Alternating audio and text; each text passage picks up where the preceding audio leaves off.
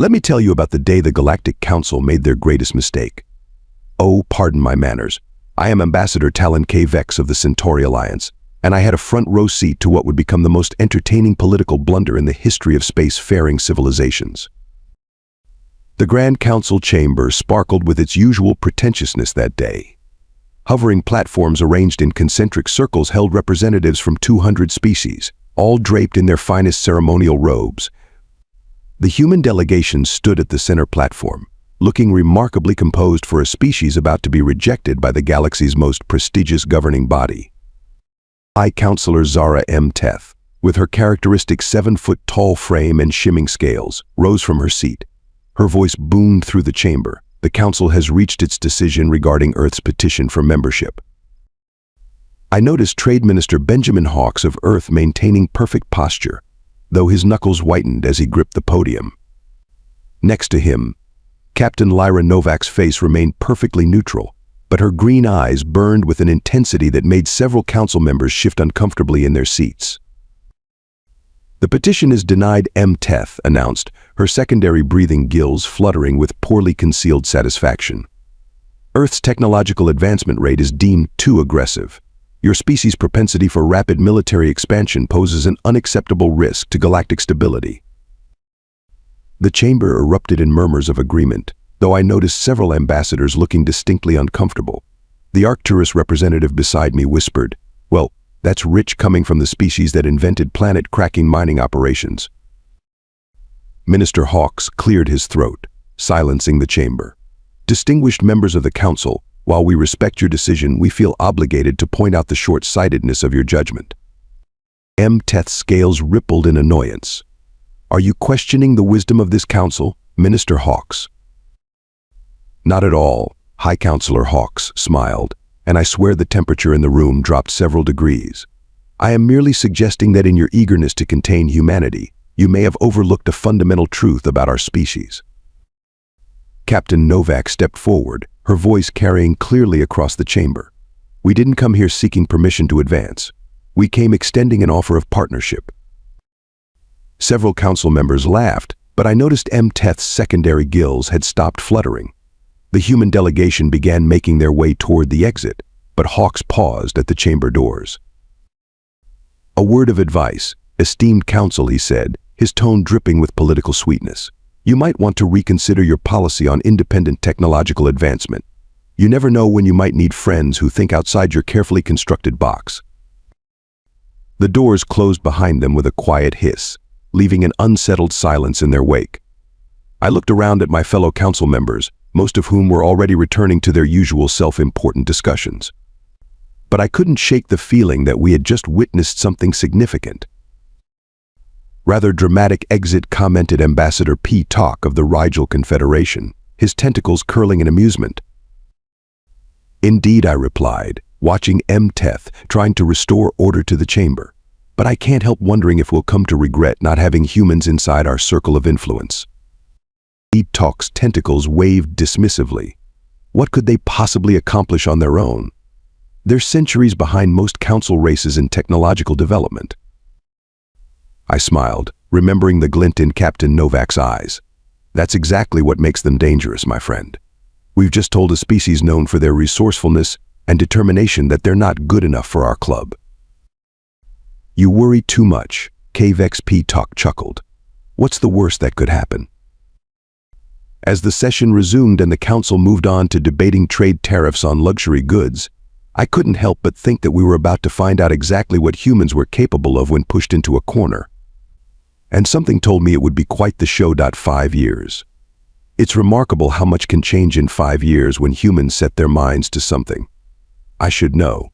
I've spent the last half-decade watching them with growing fascination from my diplomatic post near Earth's solar system. Ambassador K. Vex, you might want to see this. My aide, Arneke, called me to the observation deck one morning. Through the station's view screen, I witnessed what appeared to be a ship performing impossible maneuvers. The vessel, sleek and angular, executed a series of rapid spatial jumps that shouldn't have been feasible without tearing itself apart. "What in the name of the 7 moons am I looking at?" I demanded. "The humans are calling it the Thunderbolt-class destroyer. It's their newest warship, equipped with something they've dubbed quantum slip technology. I felt my facial ridges flatten in disbelief. That's impossible. The Council's best scientists determined that quantum manipulation at that scale would require at least another century of research. Our neck's antennae twitched nervously. Well, sir, apparently nobody told the humans that. The next few months brought more surprises. Reports flooded in from across the sector, each more alarming than the last. The humans hadn't just been busy, they'd been revolutionary. Without the Council's restrictive technology-sharing protocols, they'd taken an entirely different approach to space travel. I remember the day I met Admiral Victoria Stone, the architect of Earth's new Space Force. She'd invited me to tour their primary shipyard, hidden within the asteroid belt of their system. As my shuttle approached, I nearly forgot to breathe. The facility stretched for kilometers, a massive complex of interconnected construction bays and research stations. Impressive. Isn't it? Admiral Stone's voice carried a hint of pride as she guided me through the facility. Her silver hair was pulled back in a tight bun, and her uniform bore the newly designed insignia of the Earth Independent Force. We call it Phoenix Yard. Fitting, don't you think? The main construction bay housed something that made my heart skip a beat. A vessel unlike anything I'd ever seen, easily rivaling the size of the Council's largest capital ships. Meet the EIS Defiant, Stone announced, gesturing toward the behemoth, the first of our Titan-class carriers. She carries a complement of 500 Thunderbolt destroyers, 300 support vessels, and enough firepower to make any potential adversary think twice. And how many of these Titans are you building? I asked, trying to keep my voice steady. Stone's smile reminded me of a predator. That's classified, Ambassador. Though I will say this is far from the only shipyard we've established. As we continued the tour, I noticed something peculiar about their workforce. Your engineering teams, they're not just human. Very observant. Stone nodded. When the Council rejected us, several independent worlds and even some Council citizens saw an opportunity. We've welcomed anyone willing to contribute their expertise. No arbitrary restrictions, no technology-sharing limitations, just pure innovation. The most shocking revelation came in the research wing. Dr. Nathan Blake, their lead scientist, was practically bouncing with excitement as he showed me their latest breakthrough. We've cracked parallel dimension energy extraction, he announced, pointing to a pulsing core of swirling energy. Unlimited power, clean and safe. The Council said it couldn't be done. We did it in 3 years. I recalled the countless Council sessions where such research had been banned as too dangerous. Yet here it was, functioning perfectly. How did you overcome the quantum destabilization issue? We stopped trying to control it, Blake explained. Instead, we learned to dance with it. Sometimes the best solution is the one nobody else would dare to try. As my visit concluded, Admiral Stone walked me back to my shuttle. You know, Ambassador, some on Earth wanted to keep all this secret, but I convinced them to let you see it. Why? I asked, genuinely curious. Because you were one of the few who voted in our favor at the Council meeting, and because someone needs to tell them what's coming. She handed me a data crystal. Our official announcement of independence from Council space goes out tomorrow. We're establishing our own alliance, open to any world that wants to join us. I held the crystal, feeling its weight. The Council won't like this. The Council, Stone replied, doesn't have to like it. They just have to live with it. As my shuttle departed Phoenix Yard, I watched several more Thunderbolt destroyers emerge from their construction bays, their quantum drives leaving trails of impossibly beautiful light in their wake. I thought back to Trade Minister Hawke's warning 5 years ago about thinking outside the box. The humans hadn't just thought outside the box. They'd rebuilt the entire game. The Council's arrogance finally caught up with them 6 months after Earth's declaration of independence. It started with raids on the outer colonies, swift and brutal attacks that left our supply chains in shambles. The Scarlet Armada, they called themselves. Pirates with technology that somehow matched our most advanced warships. I sat through emergency session after emergency session, watching the mighty Galactic Council reduced to squabbling children. High Counselor M. Teth's scales had lost their luster, her composure cracking as another distress call echoed through the chamber. The Proxima Trading Hub has fallen, the automated message announced, requesting immediate assistance. That's the third major port this week. Ambassador Peacock's tentacles writhed in distress. How are they bypassing our defense grids? The answer came from an unexpected source. Commander Amanda Blackwood, now serving as Earth's unofficial observer to the Council, stood at the back of the chamber. Her presence was technically against protocol, but no one had the courage to remove her. "They're using quantum slip signatures to mask their approach," she said, her voice cutting through the chaos. All eyes turned to her. "The same technology you mocked us for pursuing 5 years ago." Teth's gills fluttered in agitation. "You dare suggest these pirates obtained their technology from Earth?" Blackwood laughed, a sound that sent chills down my spinal ridges. "No, High Counselor, I'm suggesting they stole it from you. Remember those research facilities you shut down when we proposed quantum slip development? The ones you abandoned rather than secure properly." The chamber fell silent.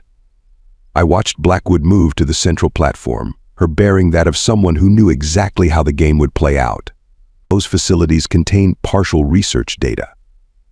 Enough for someone with resources and determination to piece together a crude version of the technology. Of course, she smiled. "It's nothing compared to what we've developed since then." "If what you say is true," I spoke up, "then you know how to counter their attacks." "We do." Blackwood activated a holographic display, showing the pirates' attack patterns. "The Scarlet Armada is using unstable quantum slip drives. They can match your ship's speed, but their maneuverability is limited. They have to drop out of quantum space at predictable points." Peacock's tentacles curled in frustration.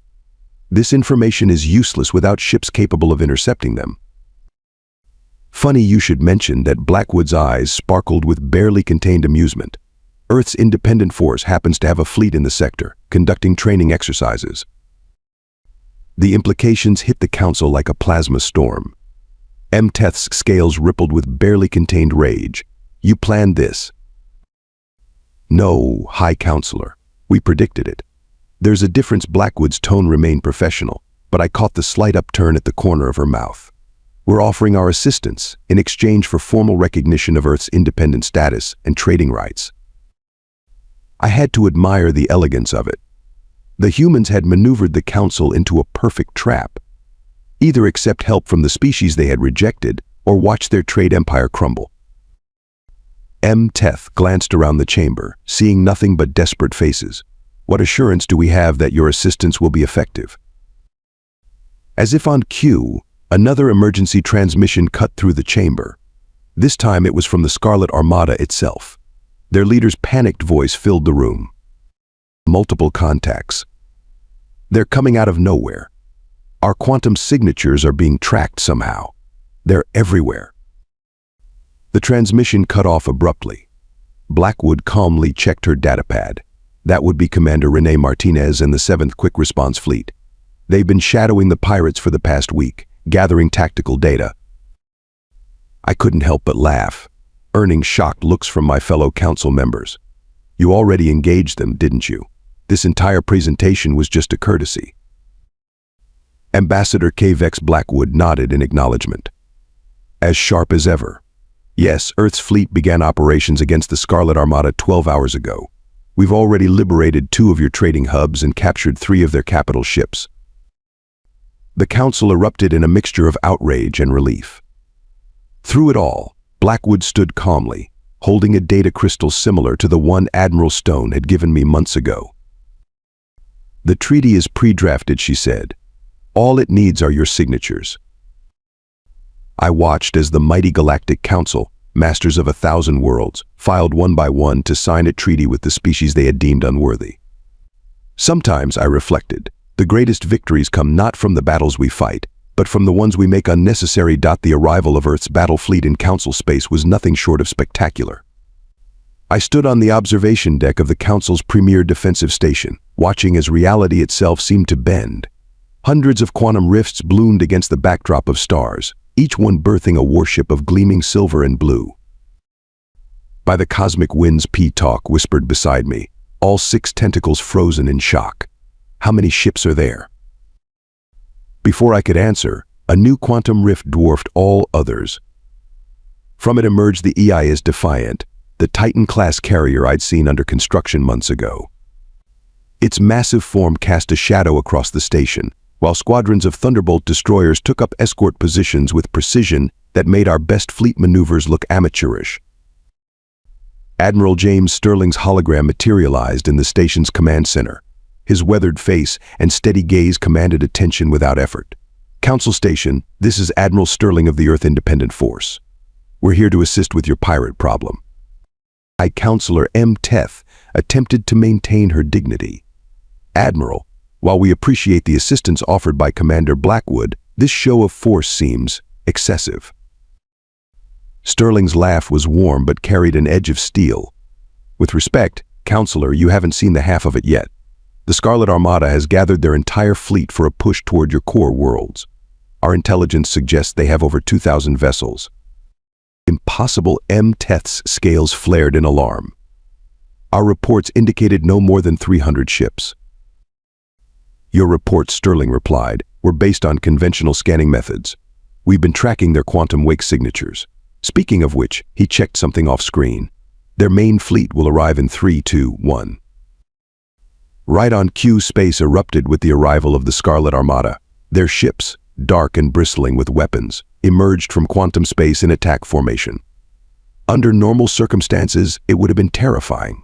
But something was off about their approach. Admiral, I noted, they're maintaining their quantum slip signatures far longer than should be possible. Sterling's grin widened. Very observant, Ambassador K. Vex. You're about to witness why we insisted on taking tactical control of this operation. Lieutenant Parker, if you would. A series of quantum pulses emanated from the Earth fleet. The effect on the pirate armada was immediate and devastating. Ships began spinning out of control, their quantum drives screaming in protest. We've been broadcasting a destabilization signal tuned to their crude quantum drives, Sterling explained as chaos erupted among the pirate fleet. They're about to learn why stealing technology you don't fully understand is a bad idea. The battle that followed was less a fight and more a masterclass in tactical superiority. Earth's Thunderbolt destroyers moved in perfect coordination, their quantum drives allowing them to appear and disappear at will. Each strike was precise, disabling rather than destroying when possible. Note how they're herding the pirates toward the defiant P-Talk observed, professional admiration creeping into his voice. I nodded. Like shepherds guiding a flock. But why?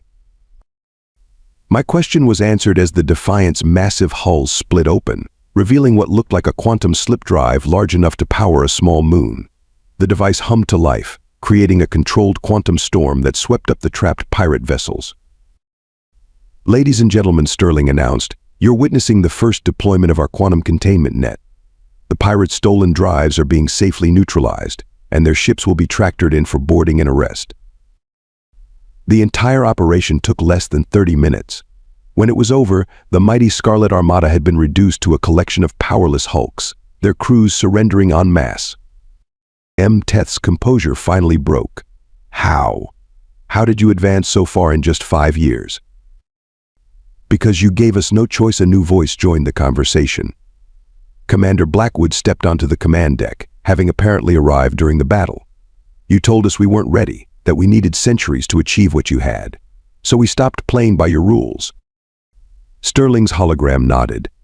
Humanity has a long history of achieving the impossible when backed into a corner. You gave us the greatest gift possible. You made us prove ourselves without restriction. I watched as Earth's fleet began the process of securing the captured pirate vessels.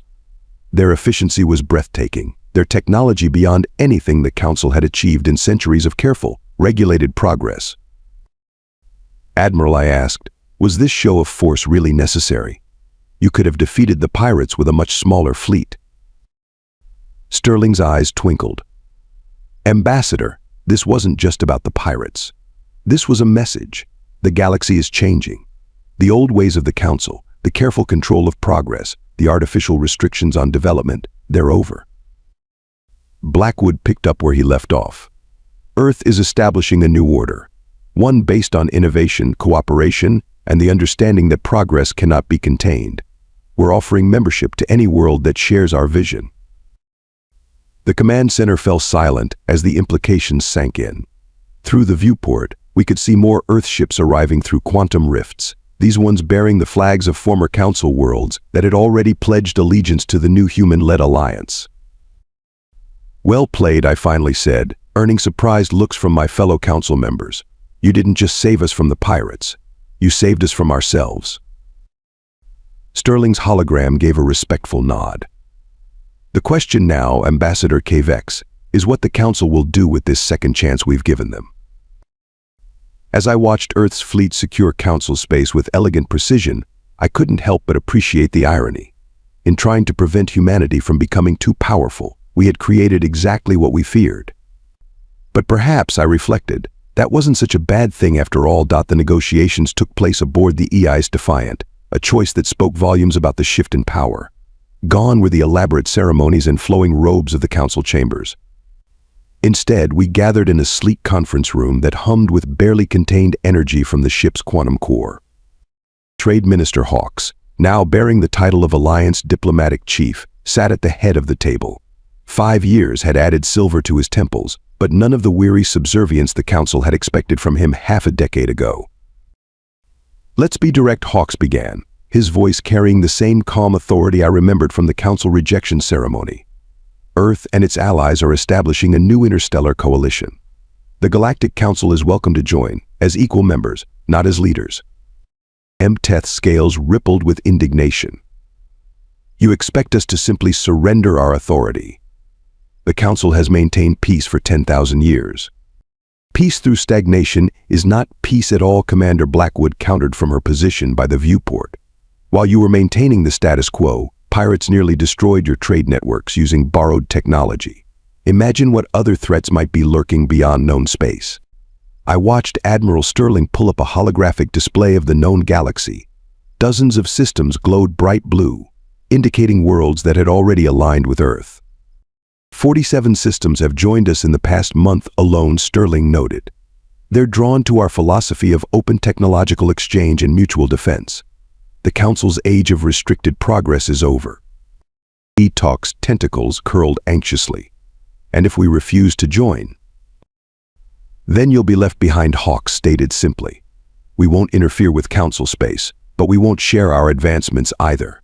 Your worlds will be safe, protected by outdated technology, while the rest of the galaxy moves forward."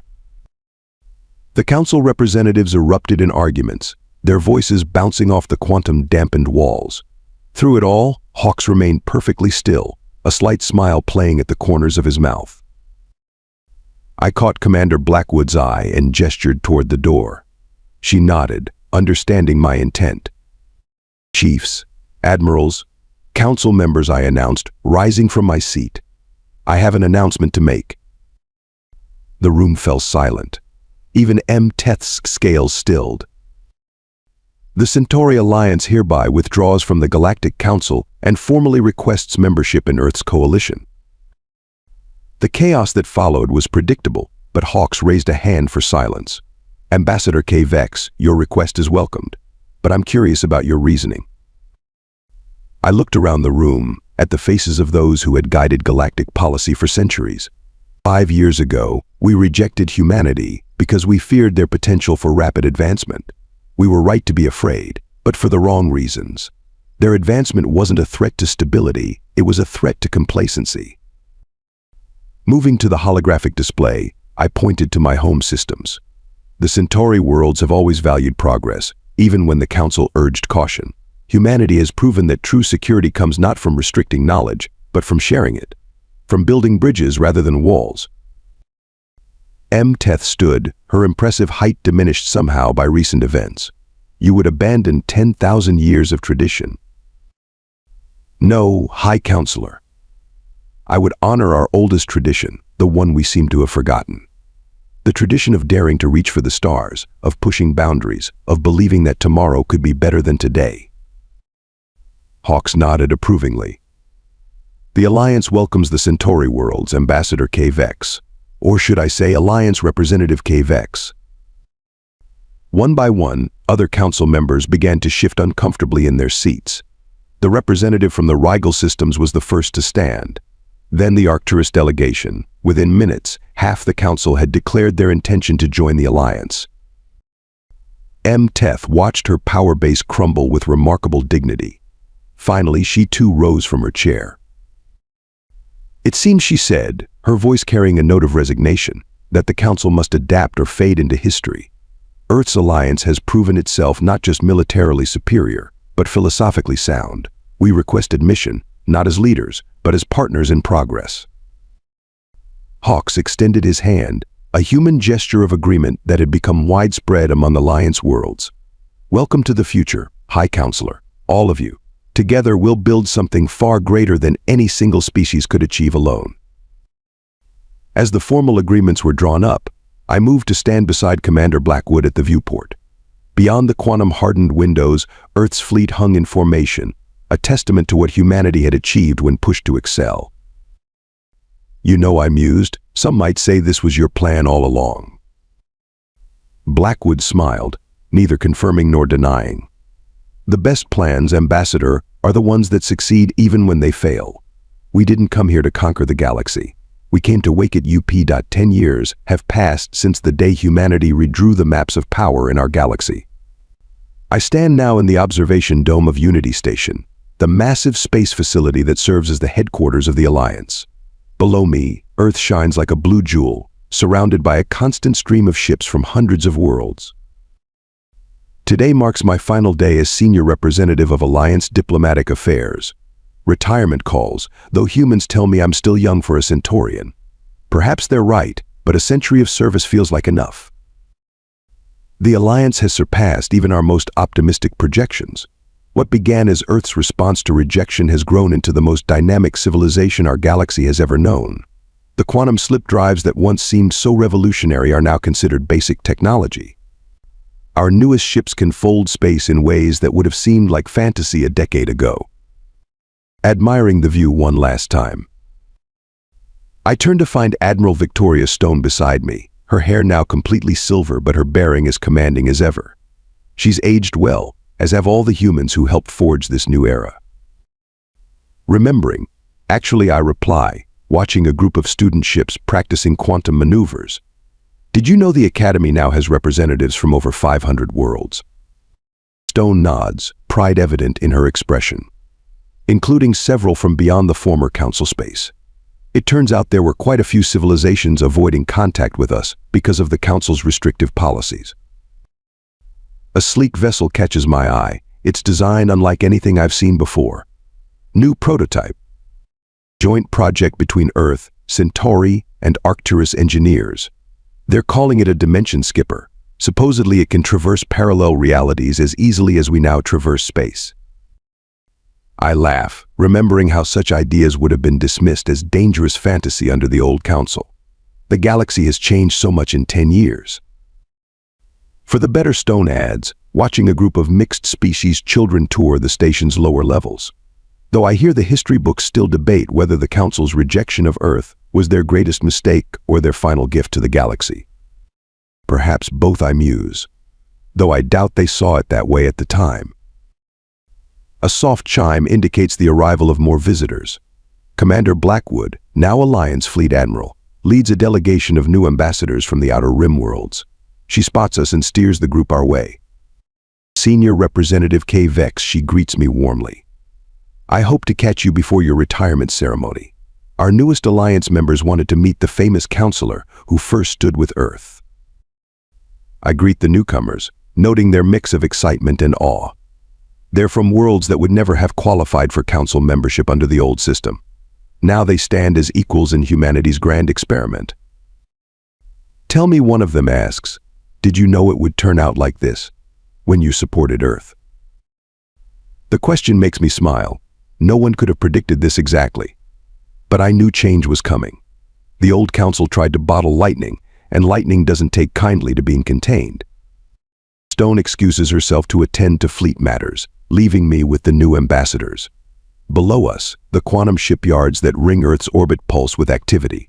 New vessels rise daily, each one pushing the boundaries of what we once thought possible. You know what I find most ironic, I tell my audience? The Council rejected Earth because they feared humans would advance too quickly, would upset the balance of power. In trying to prevent that future, they guaranteed it. Alert sounds, drawing our attention to the main viewing screen. The Dimension Skipper prototype initiates its first test jump, reality rippling around it like water. Success or failure, the very attempt represents everything the Alliance stands for, the courage to reach beyond known limits. The greatest power in the galaxy began as outcasts, I continue. But they didn't seek revenge. Instead, they built something greater than the Council ever imagined. They turned exclusion into inclusion, fear into hope, and restriction into innovation. The prototype ship returns triumphantly, its crew already transmitting data that will push our understanding of reality even further. Another breakthrough, another step forward for all species. My retirement speech tomorrow will be brief, I tell my companions, because the true story of our success can be summed up in one simple truth. The Council sought to preserve power by holding it tight, while humanity achieved greatness by giving it away freely. As if to punctuate my words, a massive quantum rift opens in high orbit. The EI's Defiant emerges, still magnificent after all these years, now bearing the flags of 100 allied worlds alongside Earth's own. She's a reminder of how far we've come, and a promise of how far we'll go. Looking at Earth below, at the bustling station around us, at ships carrying beings from across the galaxy, I can't help but feel grateful for the Council's short-sightedness. Sometimes the greatest victories come not from being accepted, but from being freed to forge your own path. The outcasts became kings not by conquering the galaxy, but by teaching it to dream again.